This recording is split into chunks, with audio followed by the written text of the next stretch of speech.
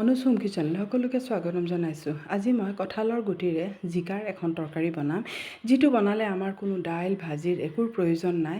অকল এইটো আঞ্জাৰেই আমি ভাত খাব পাৰিম আৰু আমাৰ একো বনাবলৈ দৰকাৰ নাই। এতিয়া মই কঁঠাল গুটিখিনি ওপৰৰ বগা বাকলিখিনি গুচাই আৰু এইখিনি মই আধা ঘণ্টাৰ কাৰণে তিয়াই থৈ দিছিলোঁ। তেতিয়া এই ৰঙা বাকলিখিনি খুব সোনকালে উঠি যায়গৈ আৰু এই ধৰণে পূৰা তিয়াই থৈ দিলে খুব সোনকালে মানে বাকলিখিনি গুচাবলৈ খুব ভাল হয়। আৰু এতিয়া মই গোটেইখিনি গুচাই ল'লোঁ আৰু ইয়াত মই আলু আৰু জিকাখিনি কাটি পেলাই এই ধৰণে থৈ দিছোঁ।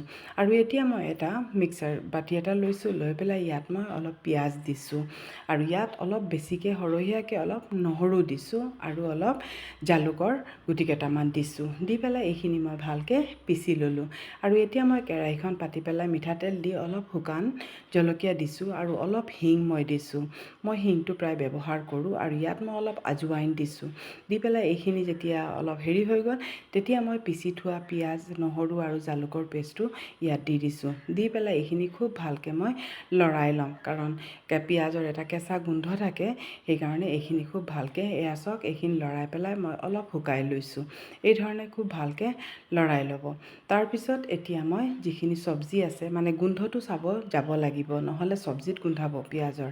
আৰু এইখিনি পূৰা ভাজি হোৱাৰ পিছত মই এতিয়া জিকা আৰু আলুৰ চব্জিখিনি ইয়াত দি দিছোঁ। দি পেলাই এইখিনি খুব ভালকৈ মই লৰাই ল'ম আৰু এতিয়া মই কাটি থোৱা কঁঠালৰ গুটিখিনিও মই ইয়াত দি দিছোঁ।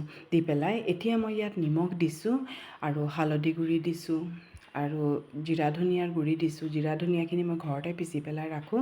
জিৰা ধনিয়াৰ গুড়ি দিছোঁ আৰু শুকান জলকীয়াৰ পেষ্ট দিছোঁ। আৰু এই শুকান জলকীয়াৰ পেষ্টটো আমি য'তেই ব্যৱহাৰ কৰোঁ, কিন্তু বহুত টেষ্টি হয় দেই চব্জিখন, মানে গুড়া জলকীয়াতকৈ এইটো বেছি মানে টেষ্টি হয় আৰু আমাৰ স্বাস্থ্যৰ বাবেও ভাল হয়, যিহেতু ঘৰতে বনোৱা হয়।